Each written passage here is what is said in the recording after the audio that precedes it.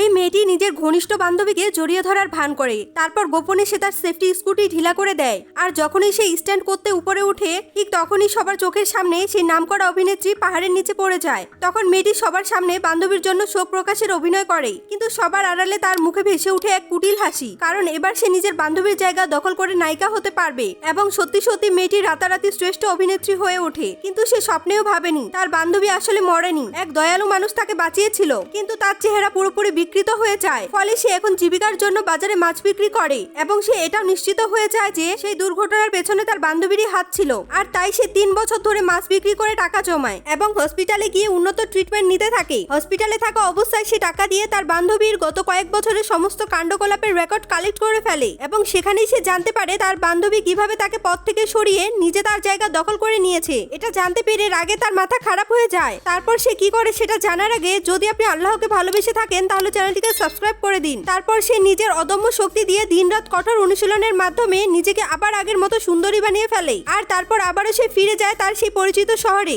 কারণ এবার সে ভয়ঙ্কর প্রতিশোধ নিবে। আর কিভাবে সে তার প্রতিশোধ নেয় সেটা জানতে হলে চ্যানেলটিকে সাবস্ক্রাইব করে দিয়ে পার্ট 2 লিখে কমেন্টস করুন।